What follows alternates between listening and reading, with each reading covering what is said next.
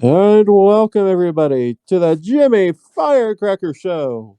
This is going to be part 3 of the installment. I'm your host, Commissioner Austin Simmons, but on the sideline, you can call me Jimmy Firecracker, because wherever there's smoke, there's firecracker. And on today's show, we're going to be talking NCAA. We're just a week away from the tournament, and I'm here with my co-hosts Shane Martell and Brett Smith. How you doing, fellas? Doing great. Feeling Yeah. great. Energy high. Potential Yeah. high. We're feeling good. Yeah, man, excited. Really hyped. Tournament T-minus 10 days, like I said earlier in the chat. Couldn't be more excited. Could be the biggest tournament value in history, and really want to get a win. So I'm really looking forward to it. And on today's installment of the Jimmy Firecracker Show, brought to you by Veronica's in Valley Bend, West Virginia, we're going to be talking about the primetime teams and the analysis of all of them. We're going to be talking about the coaching records, analysis, and predictions for each coach coming into this week, talking about the tiny team terrors, the powerhouse woes, some potential rivalry matchups coming into this game, how each player impacts their team for these big teams, and to finish it off, all three of us are going to be making our final 4 picks and our championship picks to see which one of us is going to be right coming in to this next week. So to start it off here, you guys have any comments before we go into our first segment? I think I'm good, man. I don't have anything. I think we just jump right into it. Yep. And I'd like to remind everybody that this program is brought to you by the Valley Bend Sports Network and our main sponsor, Veronica's, in Valley Bend, West Virginia. When the green flags stop, start drinking. And when the checkered flies, still be drinking, folks. That's Jim's Place, Veronica's in Valley Bend, West Virginia. Yep. This podcast is also sponsored by Cracker Barrel.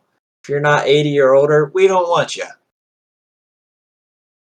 All right, and now we're going to move into primetime teams and analysis. So, pretty much all the primetime teams, you've got Kansas, Syracuse, West Virginia University, the University of Kentucky, South Carolina, and Michigan. So, just looking at the teams as a whole, before we match them up with their coaches and talk about that, I mean, really good amount of powerhouse schools here to start it off. And as we're aware, the first game of the tournament, regardless of the seeds, the primetime teams are going to have a home court advantage for their first game. And when I look at this roster of teams, I mean, I see Syracuse. Obviously, they've won a turkey tournament before. They know how to perform on the big stage. I see Kansas, who's won close to probably 7 to 8 combined between 3 coaches. So they know how to perform. I see West Virginia University, who has the potential to play really, really good basketball. But we know how West Virginia University likes to play. It's either really good or it's a heartbreak city. Michigan has a real good chance to contend. They've been close a few times. We know Kentucky's going to be an absolute force to be reckoned with. And then we got an interesting choice of South Carolina, who I think you mean seen done Coastal, well. if I may. I think it's Coastal, Coach. My bad, Coastal Carolina. So when you start looking at these teams, you start really thinking like you know Kansas is going to come in. Kansas is going to do what Kansas does best. They're going to try to run the show.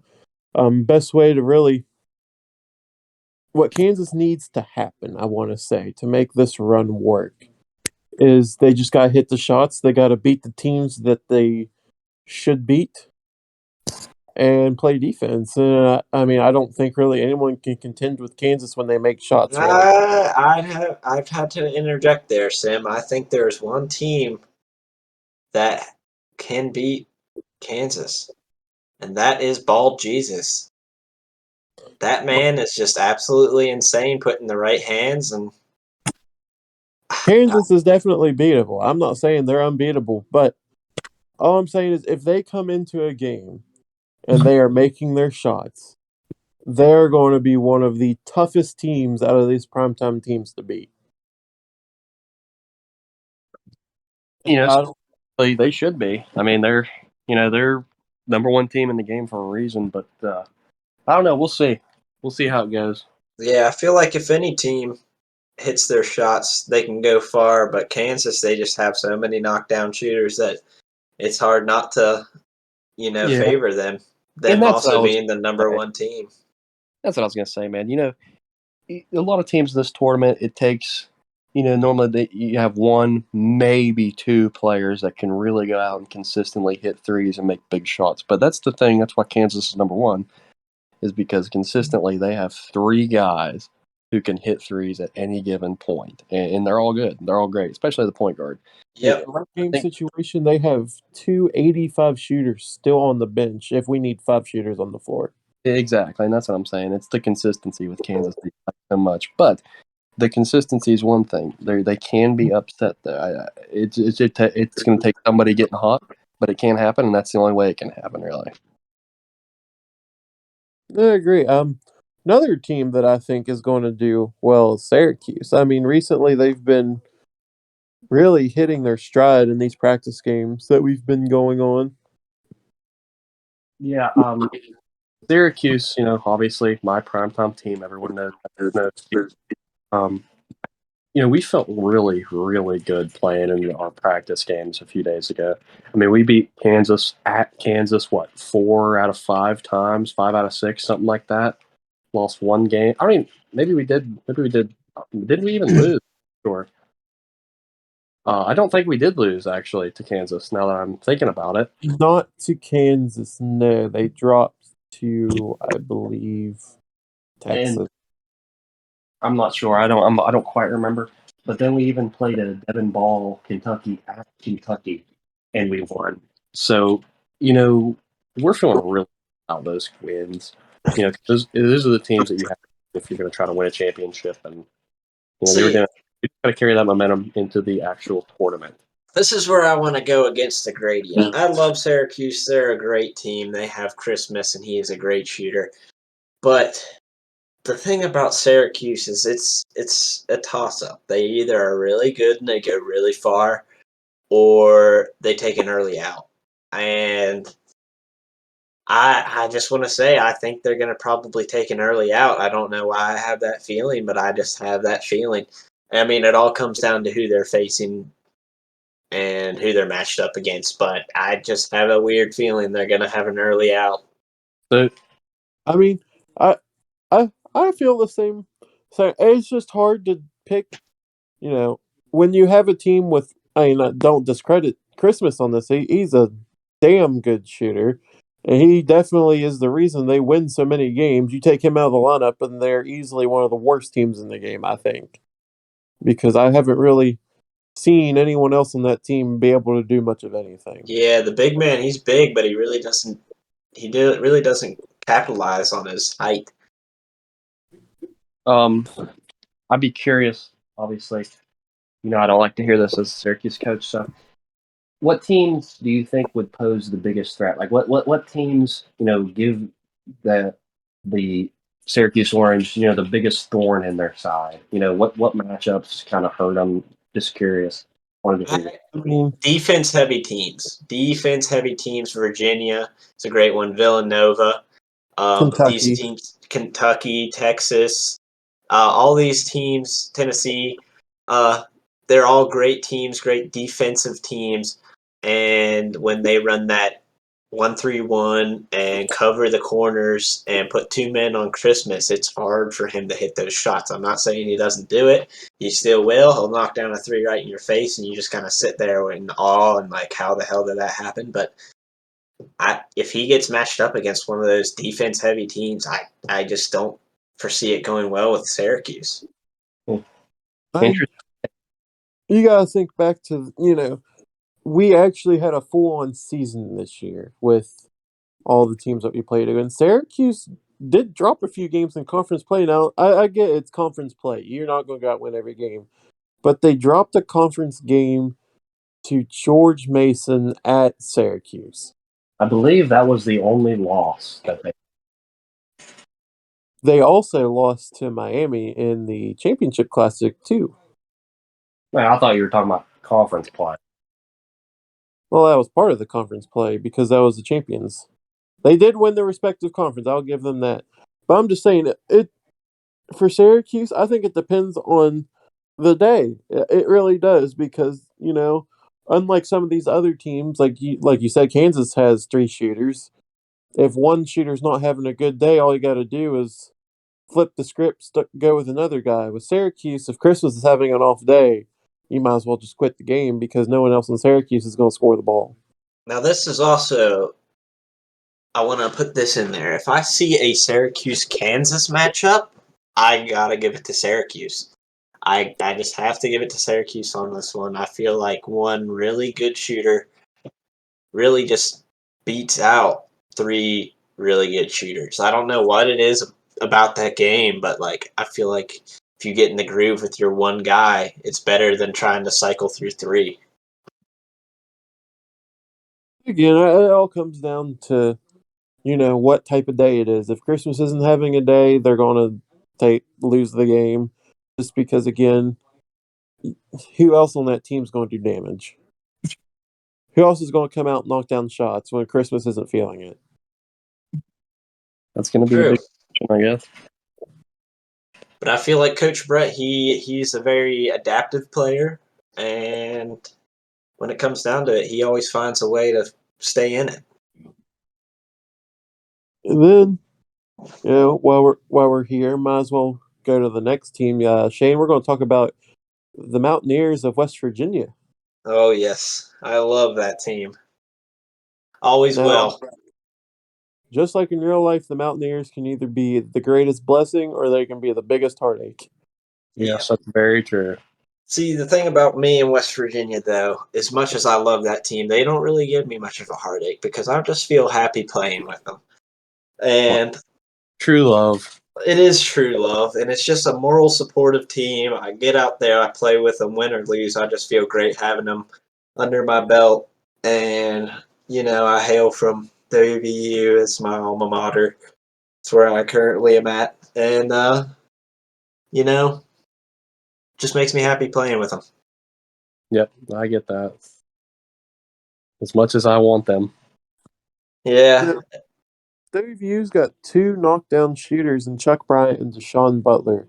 But the Mm-hmm. thing is about those 2 is consistency really does kill the cat with those 2. Yeah, it's just that composure. They if they don't have home court advantage, it's really tough for a WVU team. I mean, there are also some. I've found a few little things that help with the WVU squad. Switching out my power forwards is one of them. I'll just give that straight away.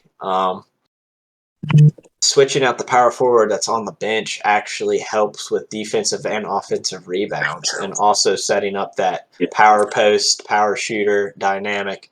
So I'm going to be looking into that this tournament.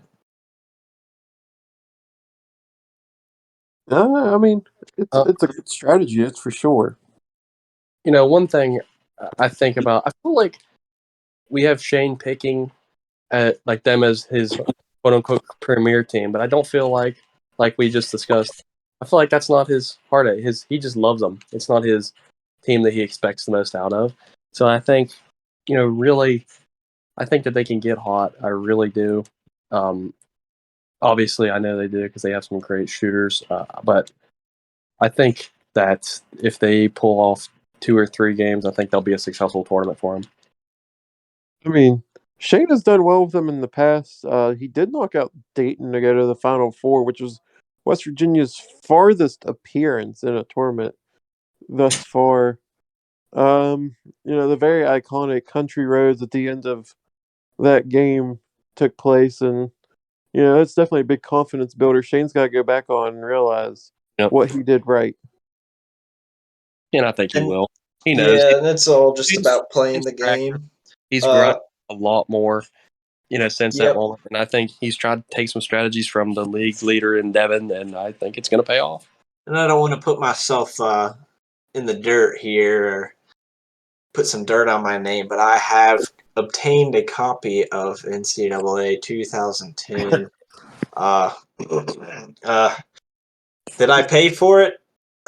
that's up to speculation, but I have been playing and it's been going well, and I've been practicing with WVU, and the computer is probably the hardest opponent of all. So It really is. I've been practicing with the computer, and things have been going well, and I've been trying out some things. So we'll see. If it works, it works. If it doesn't, it doesn't. So we'll see what happens. Yeah, I see what you're saying. Next we've got Kentucky University. Big team. Which, I mean, there's just look at their record. I really don't think there's really much to say about Kentucky that we don't already know. Yeah. In my opinion, I mean, how do you not favorite them? And how are they not the favorite? You know, Yeah. They are the automatic overall 1 seed, the It would- defending national champs, as well as the SummerSlam champions. They're a Yeah. tough squad.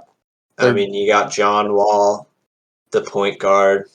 You got Boogie down low. It's a power dynamic, and they crush you. that you just the way Devin melds with John Wall. You know, Devin as a player is just great. You know, we all know he can take any team to the, pretty much championship he wants to.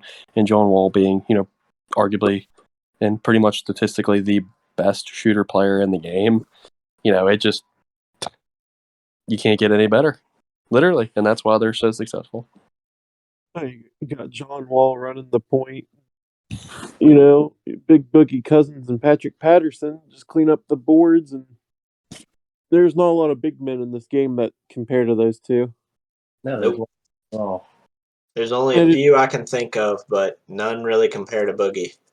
no, I too like we were picking the all tournament players the other day. I think Boogie's probably. I think we all had him on our starting five. He's definitely the best 5 position. I'd say close second would be that big man from LSU, but Boogie is definitely number 5 in my dream team. Exactly, and that's why they're so successful. Great shooter, great rebounder, and great player underneath. I mean, you can't. That is all you need to be successful in this Yep. culture. you go up with John Wall. If he misses the shot, Boogie cleans the board up 8 out of 10 times, and either go back up with Boogie or you kick it back out for John Wall's second attempt. Yep, That second attempt is almost as deadly as the first. probably even deadlier because you miss. Yep. You John miss Wall does not make many mistakes over Not- again. He is not one to repeat. Yeah, you give John Wall an inch, he's taking it a mile, man. You cannot let him. Oh, we've seen it thousands of times. Simmons has seen it personally. It really just it stings. It's a fucking stinger. It sucks. Yeah, yes, it does. And let's see, moving on down the list here. I'd say Jace Cal, Michigan is next up on our list to really go over. First thoughts right off just about Jace Carroll as a coach in general. Last time he played, before the tragic accident and everything, he won. He won his first championship. So in his mind, he's 1-0, man. He's on a winning streak. So he's going to take that confidence in. I think it's going to take him, a few games to get warmed up, but I don't think he's going to play with Michigan in those first few games. I think by the time he gets to playing with Michigan, he's going to be high level again, just like he has been. I think they're going to go a pretty long way. I think him with great pair. Yeah, Michigan and Jace always go far. I mean, even if it's not to the Final Four, they always at least make it to the Elite Eight. I've always seen him go far with Michigan. Upset or in the first round or second round. I mean, it doesn't happen. No, He doesn't make a championship every time. He's making it to the Elite Eight, Final Four. Just about every time he plays with them. Now I was surprised to not see him choose Purdue as his primetime team. Oh, you can guarantee that's going to be his first pick. That's what I was going to say. I can guarantee that's going to be his. He's got the 5th pick in the draft. I don't see anyone taking Purdue in those first 4 picks. I'm going to say Purdue's going pick number 5 to Jace Kyle. I don't know. It depends on Playing how with Purdue, Yeah.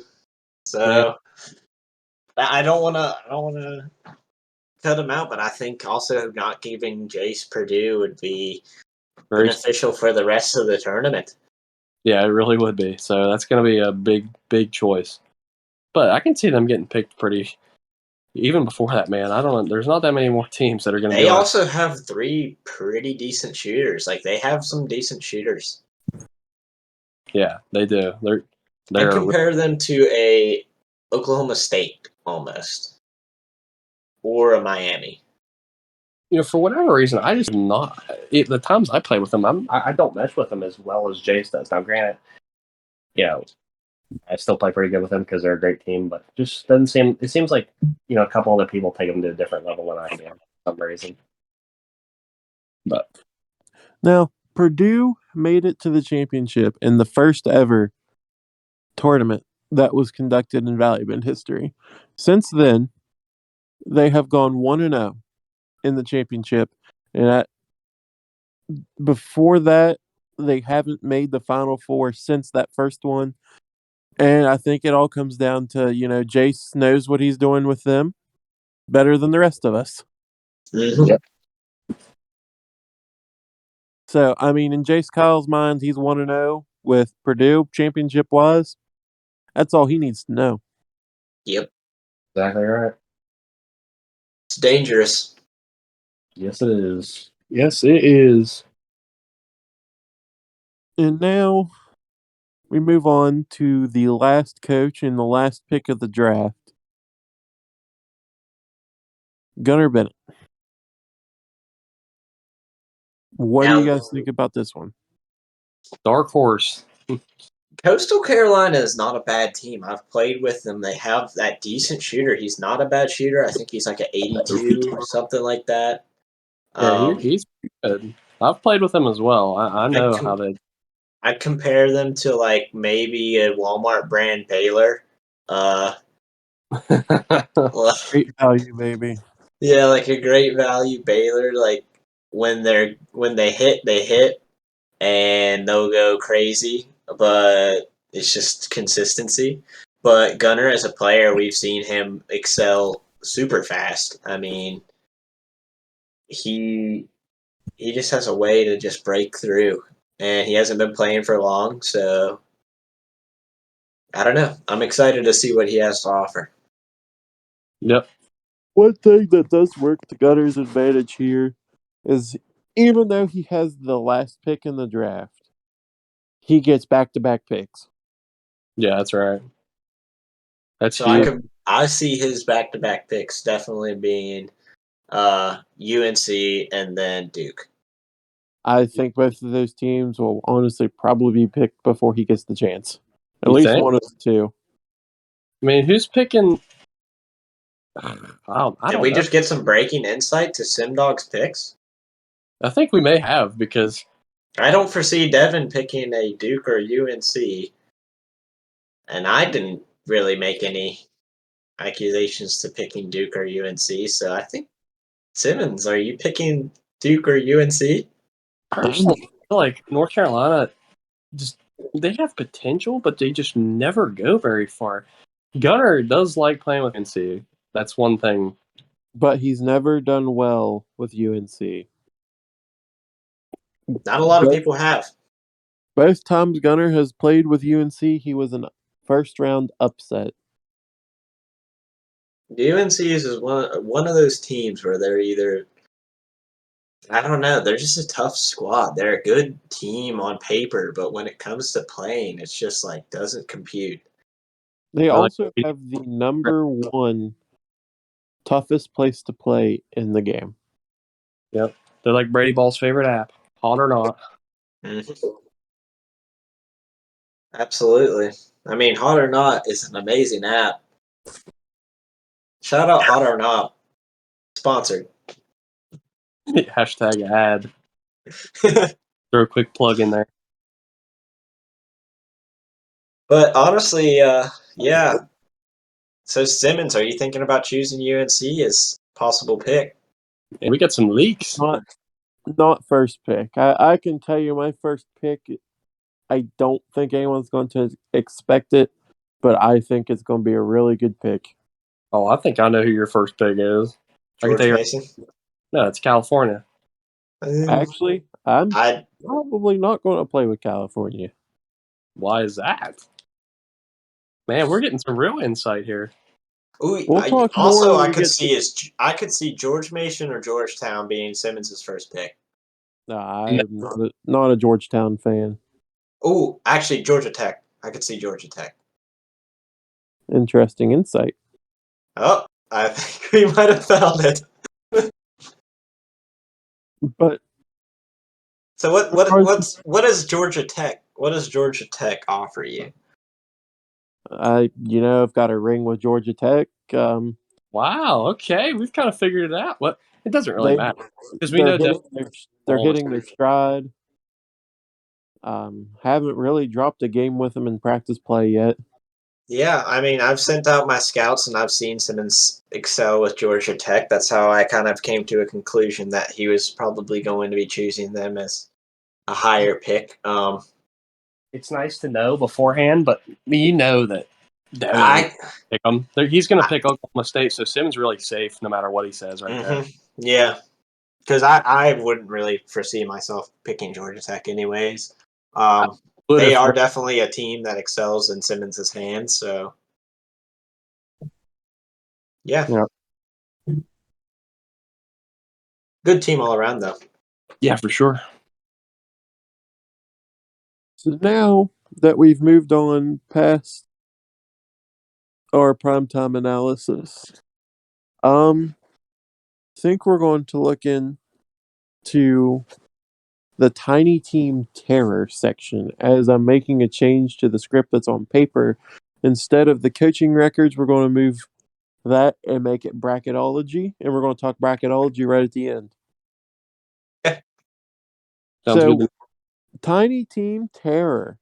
This is going to be a segment where we're looking at the toxic teams that are the smaller schools, your Indiana States, your Bradley Braves, your Cinderella stories. Your Houstons, your Detroits. I mean, there's so many of these teams that we have just come to love as being these tiny little teams that have these quirks that we just, excel with. Um, we know Brett has Grambling State. I don't know if he'll choose them, but it's one of those teams that, like, they have that big man, and Brett just loves to go coast to coast with him. That's right. And Simmons has ETSU. And he's always loved playing with them too. They have those 5 white guys who just absolutely ball. And they do have a national championship, a true 16 seed. But what I'm getting from Simmons's picks is that he is going for a traditional all tournaments that he has won teams with draft. And What I'm thinking. I think this might be this could be dangerous for all these other coaches. Yeah, Because we haven't. I think he's veered off. He's been trying, and we'll discuss this later with bracketology and predictions for the Final Four and whatnot. But this could be Simmons' turning point. It's called I actually have some common sense for once. It's rare. Jesus has came down and touched Simmons' shoulder and said, "Get right back to it, buddy." Now, is it bald Jesus? Who knows? Regular Jesus came to me in a dream, and Said Simmons, as "What the hell are you doing?" the wise Tom Walmsley once said, I went to the bathroom and there was just a message on my mirror: "Go back to your roots. I've got you, son." Jesus. That's who said it. It was Jesus. Yeah. Can't ignore the message. Now, the only thing that has me tied up is how ironic it is that Simmons, being the dead man, Talking takes advice from Jesus Christ. Yeah, it doesn't make much sense, man. The world's an amazing place. But So honestly, it's great picks for Simmons. I mean, go back to your roots. Yeah, They man. worked before. Who's to Don't say they won't work now? just don't fix what's not broken. Mm-hmm. and obviously we'll go over this more when we get to bracketology. So as we know, not only is this going to be the most coaches in attendance, this is also going to be the most teams in a tournament. Yes. Everyone gets 13 picks for 78 teams.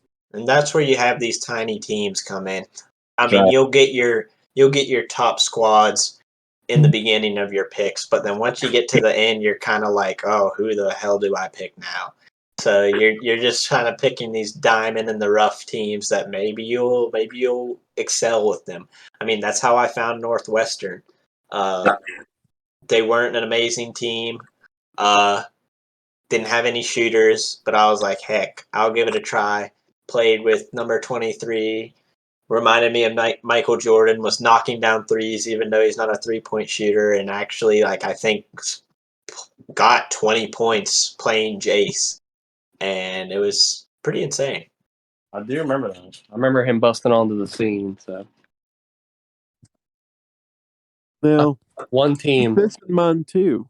There's 78 teams. Only 64 make the dance. And that's where you want to be. That's where you want to get kind of suggestive and picky with who you're picking as those tiny teams, because as you get into the later, we obviously know we're all picking the seeding, right? Yeah. Correct. So if you pick one of these tiny teams and nobody's ever heard of them, like San Jose, yeah, we maybe have seen them play once or twice, but they're obviously going to get a low seed. And is San Jose Now, really going to ever go anywhere with a low seed? here Probably is not. here is the surprise twist to this year's draft. Breaking The news. It is breaking news. We're Dun, gonna go dun. live on the scene to the commissioner making a statement in the middle of Veronica's. Oh, We'll be back in just a moment. And this is live on the scene. This is Jimmy Firecracker here live from Valley Bend, West Virginia, here at Veronica's, where Commissioner Austin Simmons is about to make a statement about this year's draft. oh Let's my go in gosh. live. Thank you, everybody, for coming out tonight as we're going to be discussing the rules change to the 2021 Turkey Tournament National Championship Draft. So, as we know, after the teams are picked and seeded, they will be seeded 1 through 16. And even though we have 78 teams, there can be ties for a seed potentially. But the play-in games, because we are going to have a bunch of playing games, they will be randomly drawn from the 10 seed back. So the 16 seeds might not have a playing game, but the 10 seeds might have a playing game. So once all the teams are seeded, they'll be put into a pool shuffle from 10 to 16. And, that'll be the playing games. They'll be played on neutral floors. And that's how we're going to do it this year to keep everything, so that way, someone with smaller schools don't get screwed over when seeding comes around. And this is Jimmy Firecracker live on the scene where breaking news has just shattered and people are taking to Twitter in disbelief. Back to the studio, Brad. Wow, that is some big news, but honestly, we kind of all expected that. I mean, your 10 through 16 seeds are probably going to be those smaller teams anyhow. But I mean, it's nice to know that maybe your 14, 15, 16 picks might not be playing games. But it's also maybe you have like 10 solid teams that you've chosen that are like, you don't want that number 10 to have a playing game. So pretty game changing. I mean, overall, I think it's the most fair way to go, and it also adds, the foundation of this tournament was absolute random madness. Yep. And I mean, that happens in regular March Madness. I mean, you have some of these teams that make the cut, and you're just like, where did they come from? Yeah. All right. So I think, we got that bingo ball last year. We'll throw 10 through 16 in the bingo ball. We'll roll for it, and then, smaller teams like George Mason probably going to end up as a 15 seed, which we'll go over more in bracketology. And, they could be playing game. They could also just be, automatically in the dance. Yep. We also just have a moment to really respect how fast Jimmy Firecracker can get on the scene of Veronica's in front of the commissioner. This man has some dedication to his craft, let me tell you. And remember, folks, wherever there's smoke, there's firecracker. Oh, Jesus. And that was Jimmy Firecracker giving his comments from the sideline. We expect Jimmy Firecracker to be making an appearance at the tournament, as primetime games might be recorded. That's up in the air with the television See, studio network. I want to bring this in too, and this isn't a talking point, but this is something I want to bring up. So I do have this copy of NCAA. We don't know where I got it from, and I'm not going to disclose where I got it from. But I have a copy, and it's on my computer, which is not native to where we usually play. We usually play on Xbox 360 and PS3, but I emulate it. So in future, and I actually have it down to a science now. I have it running on my GPU, and I paired it up with the correct aspect ratio, so nothing crashes anymore because it doesn't try to load in images that are way too large for the aspect ratio. So I've got it down to where it runs perfectly. I mean, it looks like you're playing it off the PS3 and Xbox now because you lower the resolution, but it looks clean. And now that it's on my computer, technically I could run OBS or some other screen recording thing in the background, and we could possibly stream games in the future of NCAA 2010 basketball. Pretty amazing, to be honest. Pretty amazing. But, Jimmy Firecracker was talking to the Valley Bend Sports Network. It's not a done deal yet, but there is a contract in the works about potentially using the capture card, having Jimmy Firecracker live on the scene, and making the primetime games live television.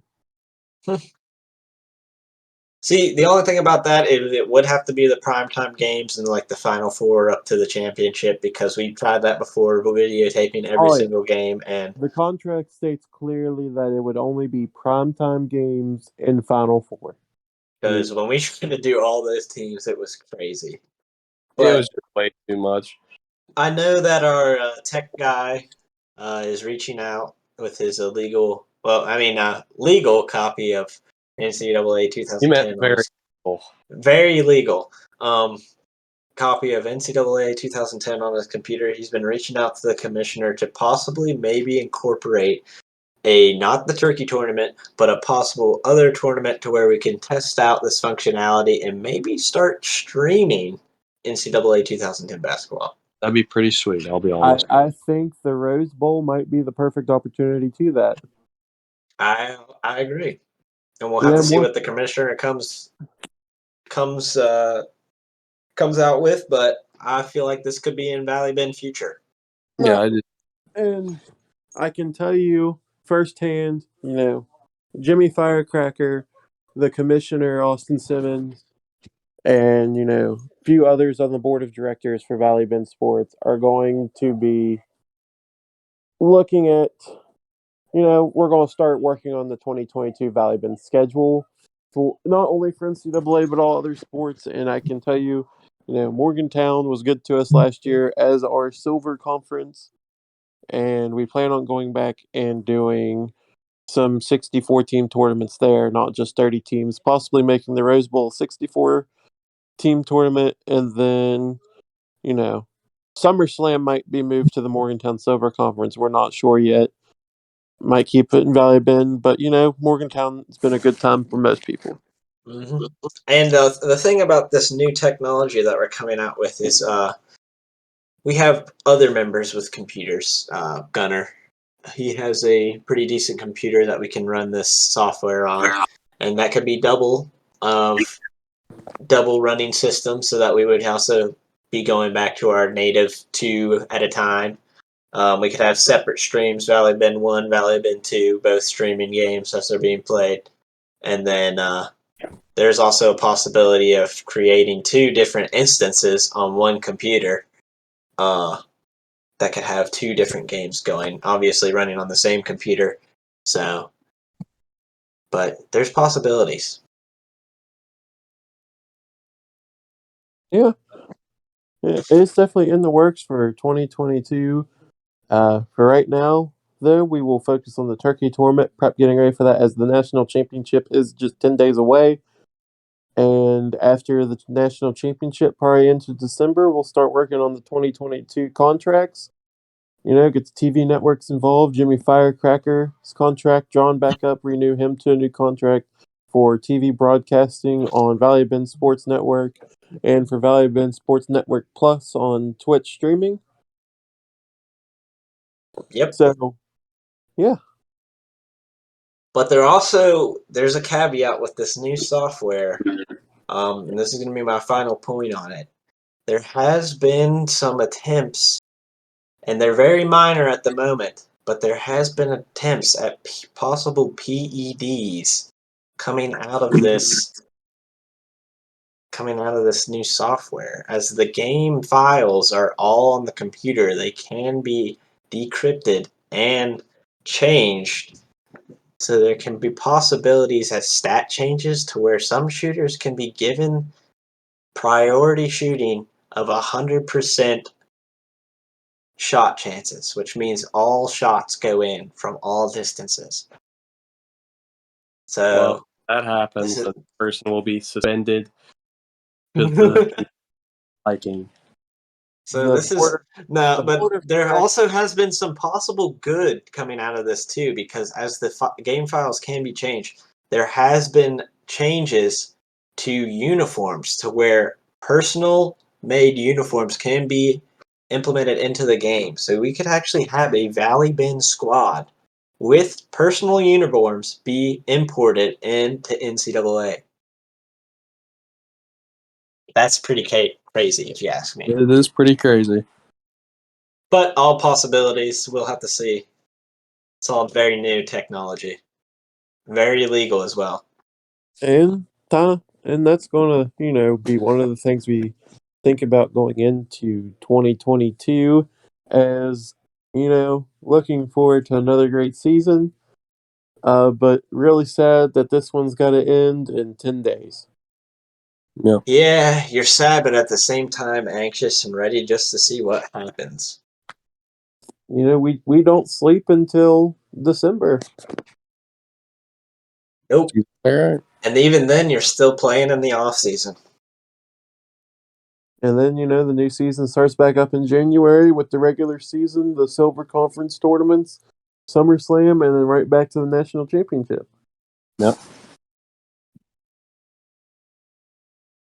So, now we move on to our next segment, and it'll be the third segment in the show, the Powerhouse Woes. Okay. So, what we're going to talk about is, powerhouses that have struggled in the tournament in the past. One of those teams that comes to mind is Kansas.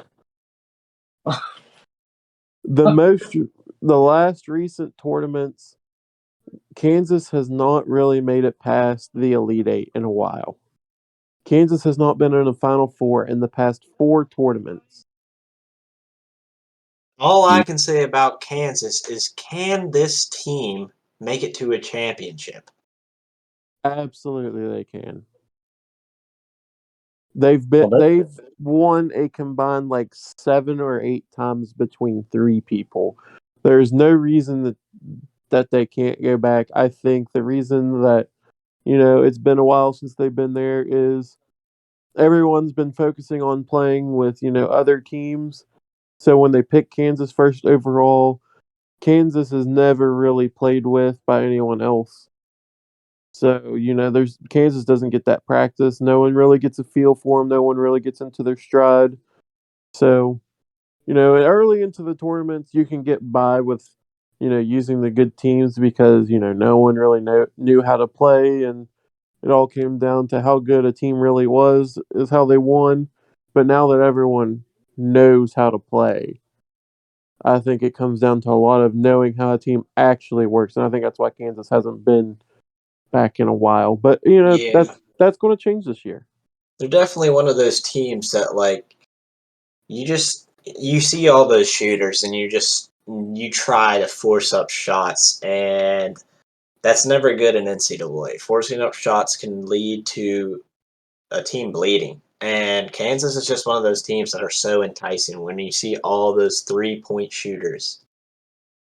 So that's Yeah. the only thing I have to say about Kansas. They're a stellar team and they can be played well. You just have to take your time with them because they have their tempos. Every team has their tempos, and they're not one of those. They're not a fast tempo team. They're a balanced tempo. They like to swing the ball and take good shots. Exactly right. Whenever Simmons mentioned that we were going to talk about teams that have struggled, I did not think he was going to name off the winningest most team. That was a little bit surprising. I know what you're getting at now, though, since you're talking, like, I guess, in the immediate past. But I think In immediate past, yes. In a long-term past, Kansas has definitely not struggled. I think Kansas has the most rings of any team in this game. Uh, Possibly. We'd have to go back and recall with everybody, but Between all three coaches, Simmon Kansas has like 8. Kentucky has 4. yeah, I just don't know how many Kansas has. Kansas yeah. has 3 with me. How many do they have with you? One. Right there's 4, and Devin has 1 with them. There's 5. I don't know So I about. mean, this tournament could either expand upon their winnings, or also jettison a tying ball team with Kentucky. Yep. Kentucky only has 4. Yeah, but I mean, if they win this tournament, they're tied with wins with Kansas. Oh, well, yeah. Another team that struggled and has never, I mean, never done well, but they should. They really should. Michigan State. Michigan State, they're a very good team. They have nice shooters. I've contemplated picking them. But they're just one of those teams that like they always excel. They get to the Elite Eight, the Sweet 16 Yeah. area, sometimes even the Final Four, but then they don't go They've never further. been They in a final. struggle. Have they not? No, they've never even been in an Elite I Eight game. feel Who? I, Michigan State. I feel like they've been in I a know they've few been elite Elite Eight. a I don't few know. Elite Eights. I don't know about the. Final Four, I can promise you they've never been in. I don't know about the Final Four, but I know they always go somewhat decently far. They never really get out first round. The only thing about them is once they get up against equal level teams or also these other powerhouses, they just seem to hunker down and not play the same. And then another team you'd expect to do well, Oklahoma. Yeah. Oklahoma just. I don't know why. I think it's just kind of like a sentiment now. Everyone's like, "Oh, they're gonna do bad," so now no one expects anything. But I don't know. I mean, you don't get the name Choklahoma for nothing. Like, And then you're right about that. I'd also argue that Villanova is one of those powerhouse woes Yeah, because they have not won either. they're a good team and they get chosen, but they never really excel past maybe the first couple rounds. They're just a good example of one player makes or breaks the team. Yep. And that's true. because the point guard is one of the best shooters in the game. He's in the top 3 of the shooters. And Can we get some history? Can we get some history check on this? Has UConn won a tournament? Yeah, they won the very first one, and since then, no. Yeah, that's what I thought. I don't want to put them as a powerhouse low because I don't think they really get given the attention of these other powerhouses, but I feel like UConn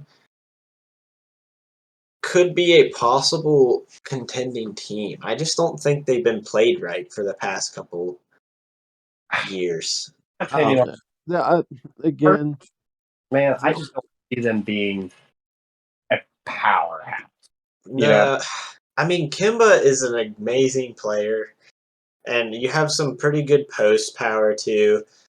But the reason I think they could be a powerhouse, and that just comes down to like they just aren't focused on. You get up there and you get Kimba and you try to force up threes because you're like, oh, it's Kimba. He'll splash a three. But that's not how you play with him. He's a speedy player. He likes to slice and dice into the defense. And I feel like if somebody were to try and play with UConn and go for mid ranges and those easy twos, they'd be surprised with UConn.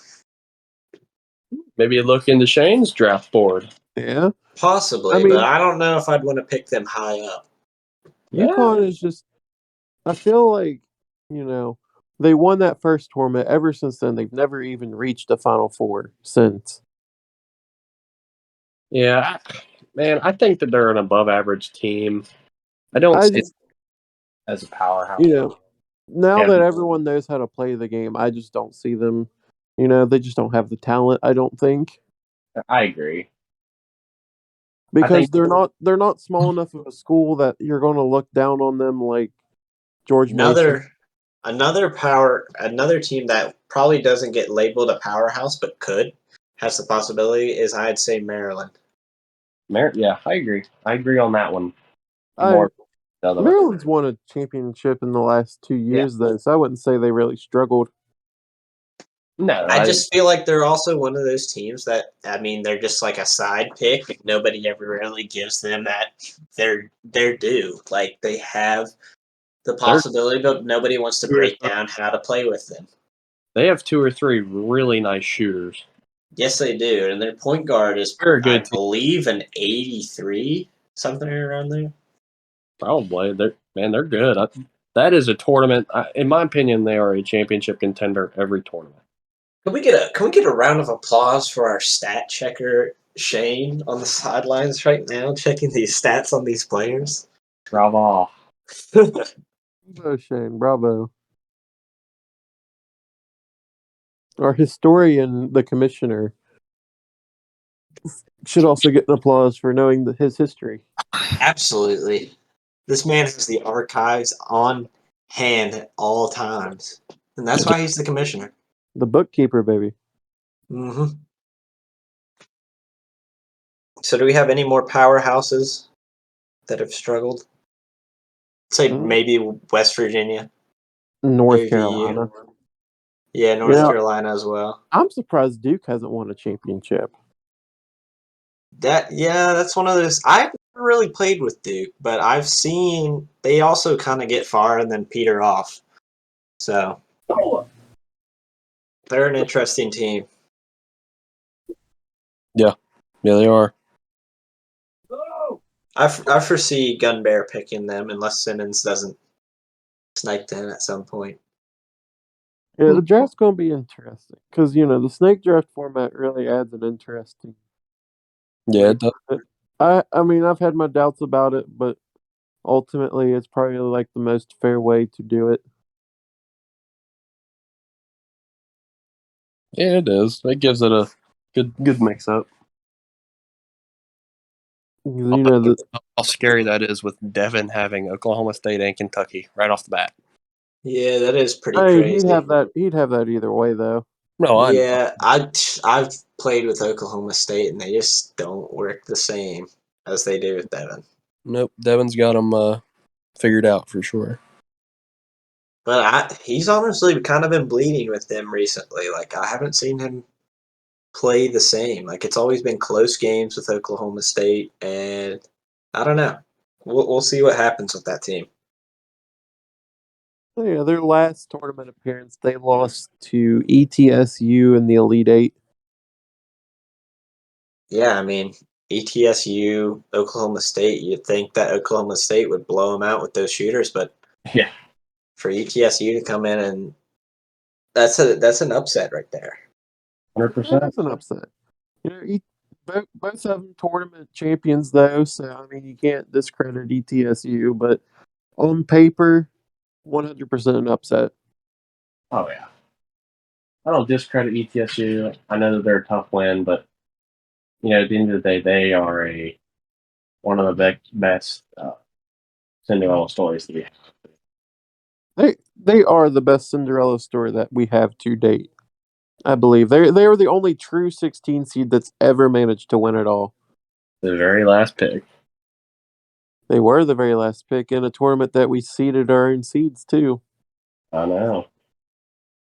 Pretty impressive win. Impressive team, especially for where they're at. So what's the next topic we got? Rivals. Uh-oh. The rivalry game. Like teams or coaches? Teams. Okay. What matchups do you classify as rivals? Right now, Syracuse, Kansas. Yeah, that's a pretty prevalent matchup. We got the classic Kansas State, Miami. Love to see. I hope that makes an appearance this tournament. Yeah, I do too. I'd love to see it. Depends on what side of the bracket everyone ends up on, but we'll see. What other rivalries do we have? I think Kentucky Syracuse is a rivalry. Yeah. Syracuse is just one of those like I don't know how to put it. Almost like a dark Like the team. villain, man. Like you, the Toxic. antagonists. They're like the antagonists. You don't want them to win, but like at the same time, they do it. Yeah, man, they're the villain for some reason. That's just a role that they have. I'd also label Kentucky as a villain, in my opinion. Just because they've won so many times. People And, only classify the winners as villains. well, yeah, I mean, when you win so many games in like a row, you're like, Jesus, Yep. can we get something different? That's right. And this could change it. West Virginia Dayton. West Virginia Dayton. That is, I could see that as a rivalry. That's a memorable moment. Playing country roads, all coaches besides Brett gathering arm in arm, singing country roads. Yep. And also a rivalry, California That's and Kentucky. California and Kentucky coming off a big loss. Very upsetting loss. Oh yeah, that's one that California is going to have to kind of get back, or else they may never recover as a program. Mm-hmm. Now I'm interested to see where California gets picked with these new breaking news in the bracketology. I'm kind of curious to see who's going to end up taking them. Because if Simmons actually doesn't, granted, if I had to put money on, I'd still put Simmons picking them first. I can't imagine that he would pick anyone else. Not sure why he would. I could see Simmons picking Georgia Tech, but I could also I kind of put California just because of the way they've been playing with Simmons right now. And from what my scouts have picked up, he hasn't really been playing that well with California. So I could see them at a solid 4 or 5 pick if they get to Simmons' hands. Maybe a third. I don't know. I would definitely see him as the first or second pick. I mean, how do you go from, even as bad as that heartbreak was against Kentucky, You're forgetting Simmons is going back to his roots. I know, but man, how do you, in the last tournament, not even 4 months ago, they get to the championship, they were a missed shot away from winning the championship. first ever, and then he's just like, no. I guess you're right. I could see them as a second then. I still think Simmons is probably going to come out with Georgia Tech just because going back to the roots, he wants to get Kansas, Georgia Tech, and then possibly go for Cali. And the good thing for it is, I don't think that many people are going to pick California. I don't think that they're a high. I've not played with them, Also. so Simmons could very well keep them. Yep. So any more rivalries? Does Jace have any rivalries? Any team rivalries? I feel like as a rivalry, I am always very intense against Chase, just coach to coach, not really team to team. But I would, any team that Brett and Jace play each other, I think is a rival. yeah, it really is. Throw all the stats out the window. They don't matter. It is the backyard brawl taking place in Valley Bend.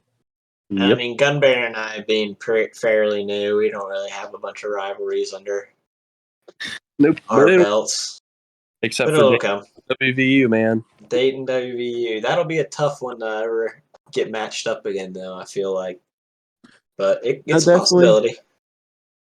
Definitely got my eyes on a draft board that I've drawn up on paper. Gonna see how it plays out. Yep. I don't think a lot of people are going to be expecting some of these picks, but we'll see how it goes. I'd like to see it. I want to see a Simmons Cinderella story. What is it? 6 years? Something no like one that. ever thought about this, but there's a possibility I can end up with the number 1 and number 2 teams in the game. That'd be pretty insane. Probably not going to happen because I don't like Michigan State, but I just crossed my head. Michigan State, they're a decent team. They're just, I don't know. I never play well with them. It is that would pretty much be throwing my pick away if I were to take them. Yeah. Especially if you don't like them. So. Now, I have a solid 30-team draft picked out on paper. I know who I want. I know I'm not going to get everyone that I want, but I will get a solid 75% of the teams. Nope.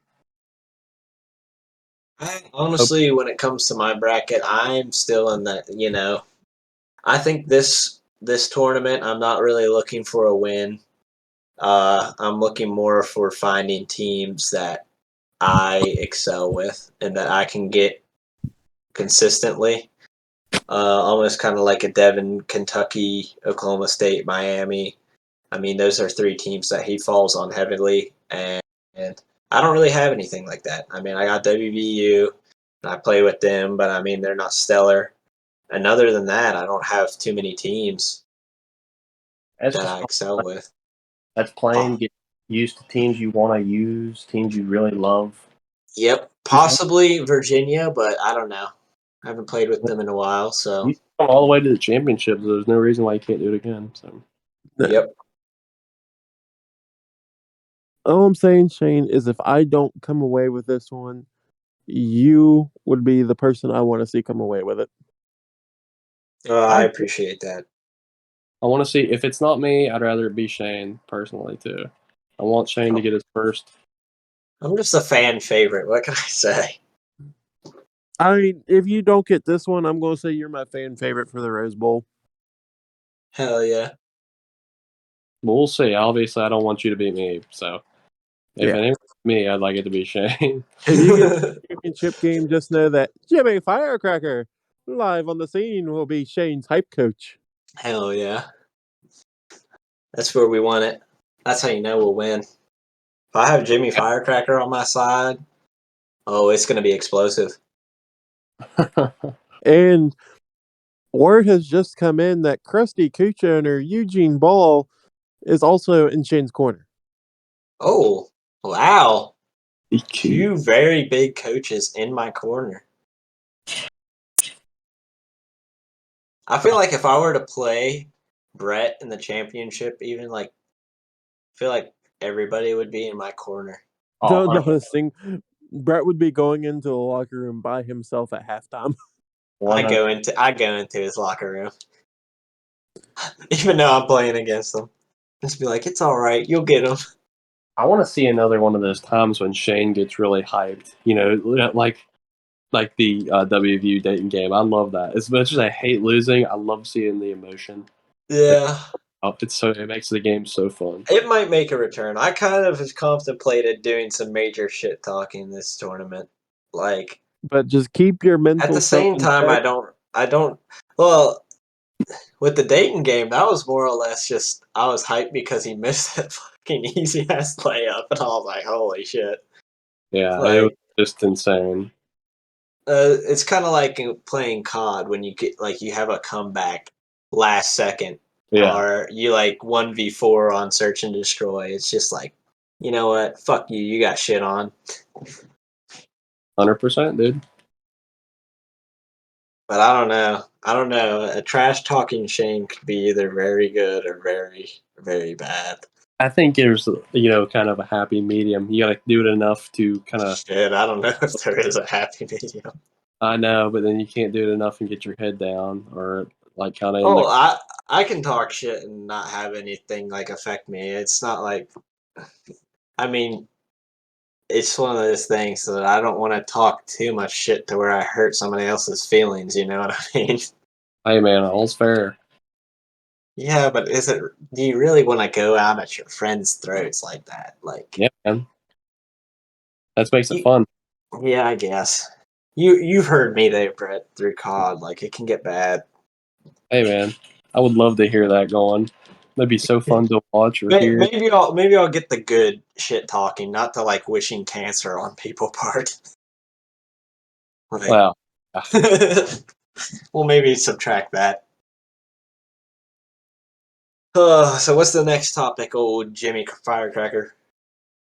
So now we're going to take a break in the action for some station identification. Oh, This is the Valley Bend Sports Network show, the Jimmy Firecracker show, live on the air, brought to you by Veronica's in Valley Bend, West Virginia. When the green flag drops, start drinking. When the checkered flies, still be drinking, folks. And we are also going to give a shout out to Shane's famous pulled pork. Don't forget to stop by Shane's house. Pick yourself up a pulled pork meal that comes with a pulled pork sandwich, a fresh can of Sprite, and a bag of chips, all for $8.99. yes, sir. And that's on the Valley Bend Sports Network channel, the Jimmy Firecracker Show. Shane's pulled pork, 100% good, 0% pork. And we're back, folks. That was our 40-second break for station identification here on the Valley Bend Sports Network channel, where our last segment of the day is going to be talking bracketology, potential seeds, potential draft picks. Going to get into the minds of people here. Bum, bum.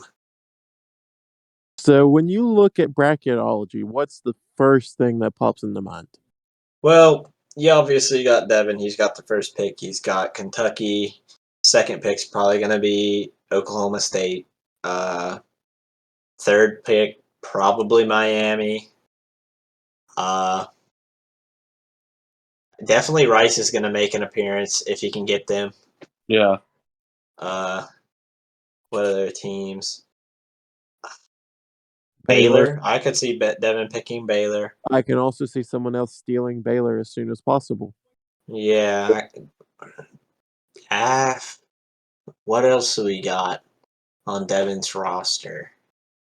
Devin does not like going for the bigger schools. He likes going for Yeah, he College of likes to go for like Charleston, Detroit's. Houston, Yeah, UTEP, Portland. Pepperdine. Pepperdine is the one. Former So Pitt. Devin's always a toss-up, but I mean, he takes these small schools and he excels with them, which is just Anyway, crazy. Yeah, it's crazy. LSU, I could see him picking LSU. Detroit, Indiana State. I mean, That's the thing. With 13 picks, the powerhouses are going to be spread so thin. Hmm. and that. After the third round, the top 25 should be gone. Oh yeah. And then it's just going to be a lot of new teams, so we'll see what comes. I know there's going to probably be a few schools that come out of this that we probably never played with, and you're just like, what the heck? That's who going that? You that's know, going to be hard to find. 78 teams. We've played with pretty much every team on this game. well, someone's going to make an appearance or show up or do something that they have not done in the past, and I'm just excited to see who it is. I'm curious on if anyone's going to get screwed over by a playing game. Oh, I'm sure they will, man. More somebody's got to. I mean, You're going to have even so with the many good playing teams. games, even with the playing games in general, that being a possibility, somebody's going to have to get hit with that playing game. I I mean, mean, the highest seed that could get a playing game is a 10th seed. But the thing is, there's so many good teams that a 10 seed yeah, that at the point when you're at the 10 seeds, is it really going to be one of your stellar teams? it's not going to be a stellar one, but it's going to be one of your better teams. That's for sure. Yeah. So I I don't mean, know. when you think of 10 seeds, who do you think 10 seed material is? If Mm, off the top of my head, 10 seed. I mean, what? Texas. No, No, Texas is probably top 4. no, I wouldn't put Texas as a top 4. no. Shane. He means like there are 4 number ones, 4 number twos. Oh, Like okay. Yeah. Never mind. I thought we were ranking overall. no. There's 4 10 seeds. If I'm Texas is probably going to get one of the top 5 seeds. Okay, so at a 10, I could see probably like Pepper. No, I wouldn't even put Pepper down there. I could be at a 10 seed. See, that's tough. I mean, I don't foresee any of the teams that we play with usually being at a 10 seed. I could see teams like Georgetown, maybe Xavier. Yeah, I could see Xavier. I mean, the bottom of the barrel teams, your 16 teams, are going to be the teams that no one really plays with. Yeah, like I mean, San Jose State, like uh, yeah, Marquette. I could see Marquette as a 10 seed. I could see Arizona. Northwestern could be a 10 Yeah, seed. middle of the pack teams, a little bit below. Stuff like that. Portland, maybe Houston, stuff like that. Yeah. Seton Hall, Virginia So, Tech. I mean, would you really be upset though with a playing game where you lose a Seton Hall or a Marquette or a Northwestern? Maybe, but In a bracket like this, yes. Hey, baby, yeah, see what The kind of playing team games just set the tone for the tournament. they do. Those are big confidence builders, big confidence busters. yeah. I mean, if you look at it like that, but I mean, you'll have coaches like Devin who are just like, yeah, fuck it, I lost. Who cares? Let's play with Oklahoma State and win. Yeah, yep. Because I mean, that's Devin's motto. It only takes one team, so he just has that mindset of even if he loses with one, he'll just keep going. There you go. That's what you kind of have to have, I guess. Yep. So going on to Simmons's pick, we have obviously his primetime team being Kansas. First pick though, Georgia Tech. Is that who we're speculating, Sam? That's who we're thinking right now. Hmm. And that's an interesting pick. I mean,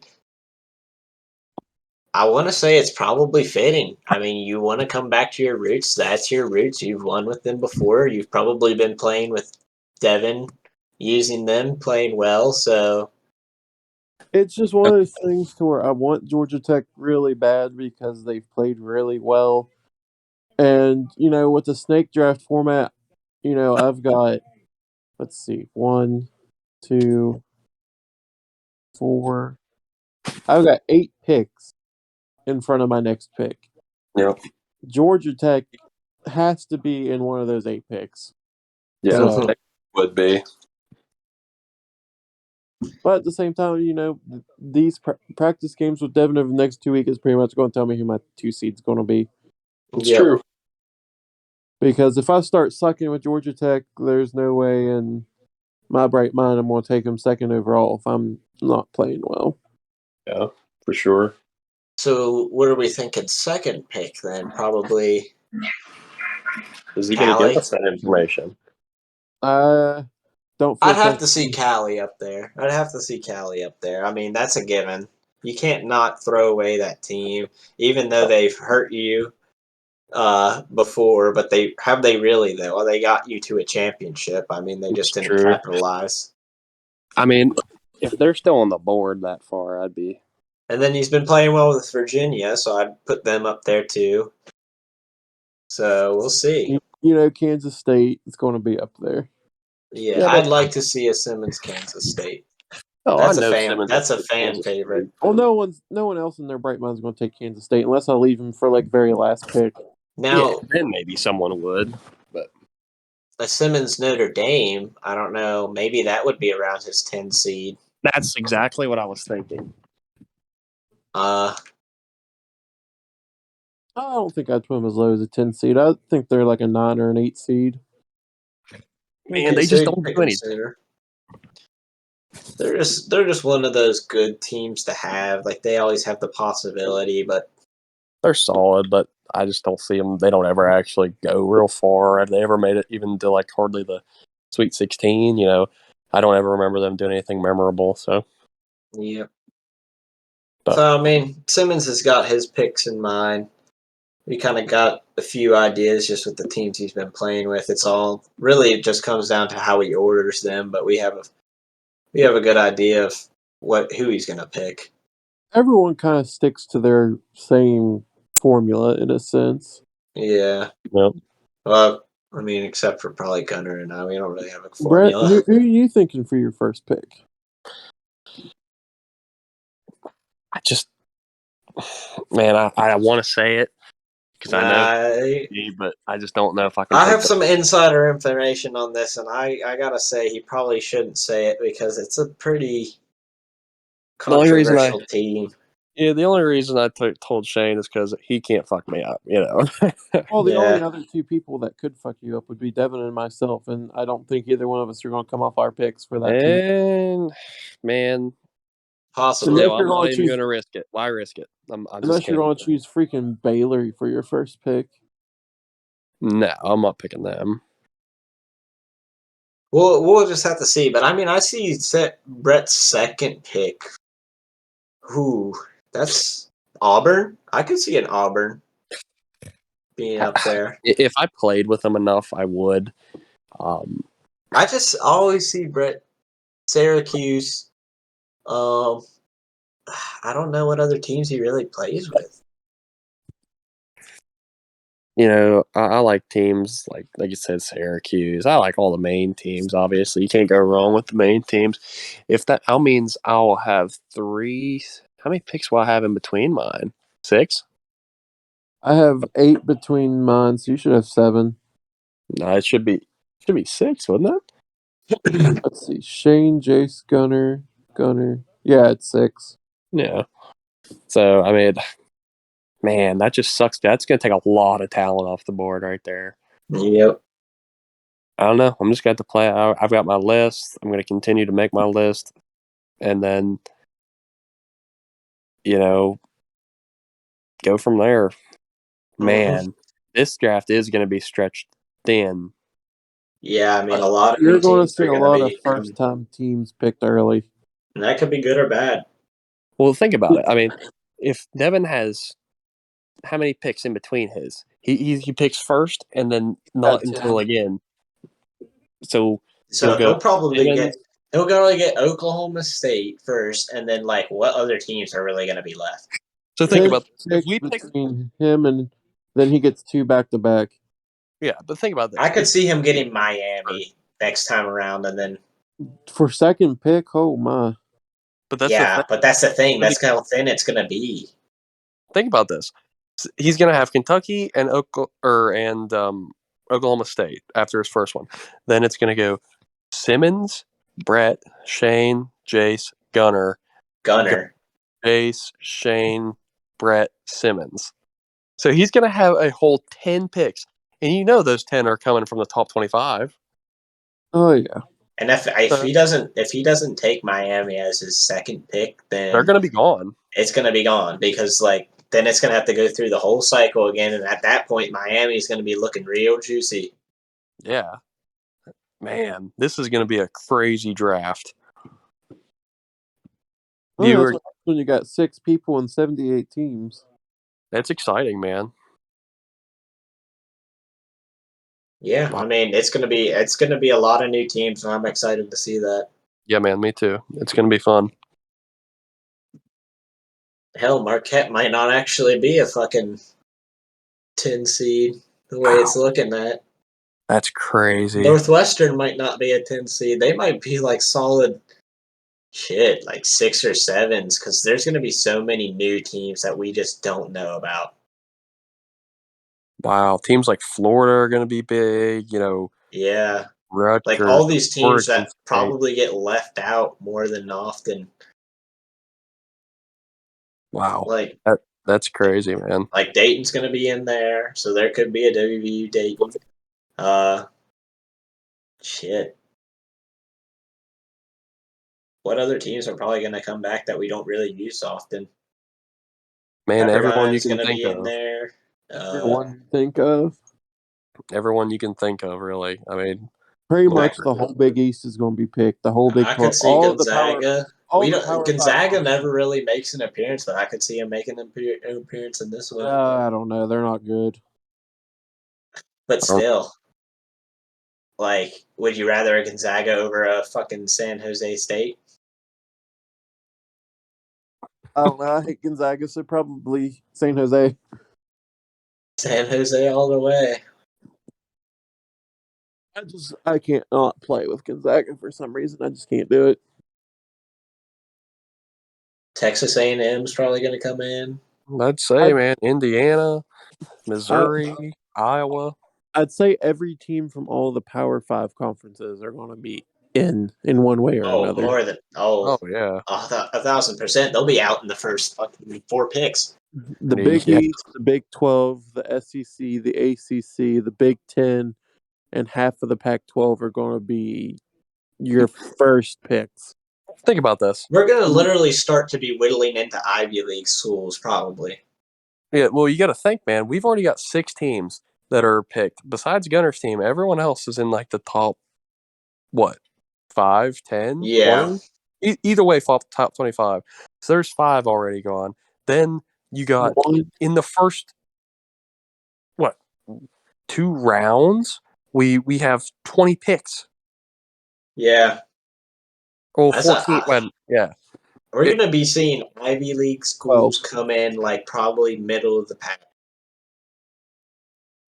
So, in Grambling State is probably going to make an appearance. There's 12. There's going to be 12 rounds to the draft. Yeah. Top 25 is going to be gone in the second round. Mm-hmm. The entire top 25. So we're really what it comes down to is since the top 25 are going to be gone in the second round, what do we think it's going to be at our like 3rd and 4th picks? Like Kansas State's probably going to be my 3rd, and Iowa State's probably going to be my 4th. Cincinnati, Florida State. Yeah, Florida. That's those middle of the round teams where we played decent with them, but we don't really pick them in other tournaments because usually you don't get that far. And then so you're like 5th and 6th picks are going to be like Hawaii. Teams that are normally your 8, 9, and 10 picks are just now becoming your 3, 4, 5. That's crazy. That is crazy. That's what I'm saying. Literally, Ivy League schools are probably going to be middle of the pack picks, and they're usually your bottom of the barrels. Man, it's like you miss a pick, you just you mess something up. Yeah, you really need to like be on top of getting you throw away one pick, you threw away. And that's the thing though too is like you might have your list, but that shit's gonna be thrown out of the water so quick. Yeah, you got to if you're going to make a list, you may as well You just really got to speculate. You got to speculate. I mean, you got to it's be probably going. best Your to just list should not include anyone in the top 20. You should probably just be making a list of smaller teams right now. 100%. I wouldn't even make a list. I'd literally just like figure out what's already picked and then just keep searching through NCAA, like the main where it shows all the teams, and then find one and be like, oh, yep, they look good, and then boom. I'd still make a list just for time's sake. It would make the draft go by a lot faster. Oh, it's going to be slow regardless. I mean, we're going to have to be cutting into some of these smaller teams. And I mean, this is the biggest tournament we've had, so like, See, this is where Devin and I have an advantage because we play with a lot of small schools all the time. yeah. There's some teams you guys don't even know about that are about to be making appearances. I think there's going to be a lot of them like that. Memphis. I could see Memphis. I think Devin hates Memphis. They're fucking broken computer team. But damn, yeah, this is gonna be a crazy bracket. Like, there's gonna be a lot of new teams. Shane, I don't know if you have this list. I'm sending it in the Oh Discord. yeah, you sent it to me. Okay. Well, yeah, it's there now. Pretty So much the very first picture is going to be gone in the first round. pretty much. Yep. I don't know. Heck, someone might even pick Oklahoma pretty early. You're going to have to, man. That's just crazy. Yeah. It's crazy. Kansas, Kentucky are already out. Michigan State's probably gonna be chewed up pretty quick. Yeah, that whole list is gonna be out first or The second round. Well, base, before we even begin selecting, Kansas, Kentucky, Syracuse, West Virginia, Michigan, and, well, I mean, not in the top 25, but Coastal, they're all gone. So there's already 5 out of the top 25. That's gone. Then Yeah. from Devin's 1 to what? How many players do you have? 6? Yep. And then 6. So there's 12 picks, gone. It's just crazy in the first 2 rounds, and they're gone. All these teams are going to be toast. Damn. So, yeah, man. It's gonna be gonna be intense. interesting. Yeah, it's Yeah, going it to be is. intense I'm draft. really interested to see some of these small teams play. Like, Yeah, I am too. I'm excited about it.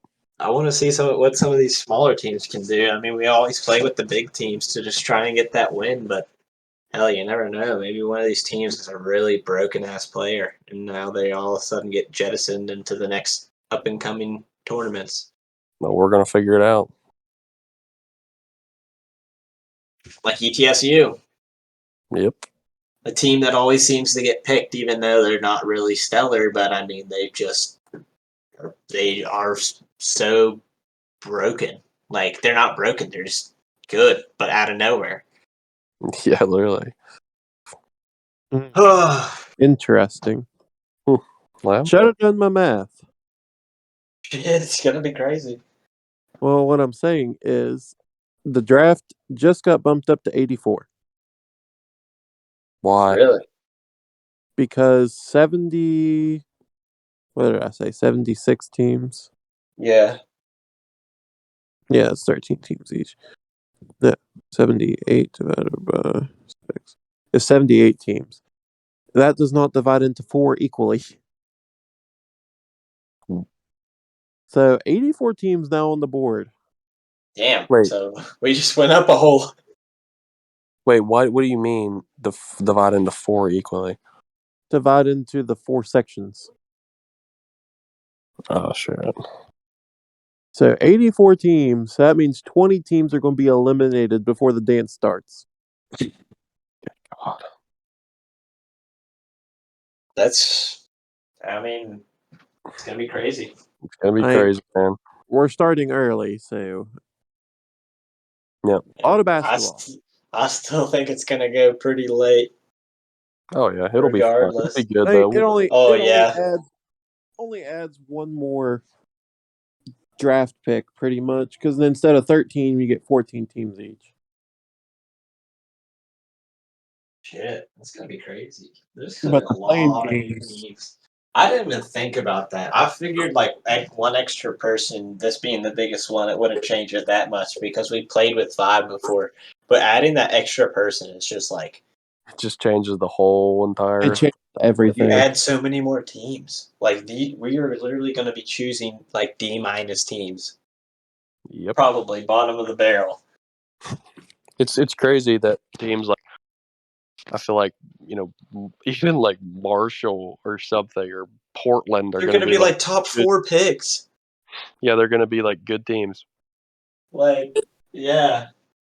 That's what I was going to, like Marquette. We've never played with Marquette, yet they're going to be probably like a solid 6 or 5. Yep.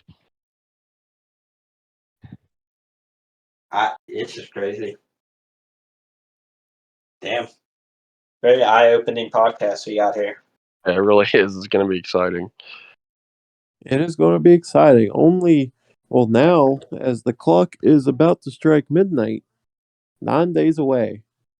Yep. Yeah, man. I think we should probably end it here. I agree.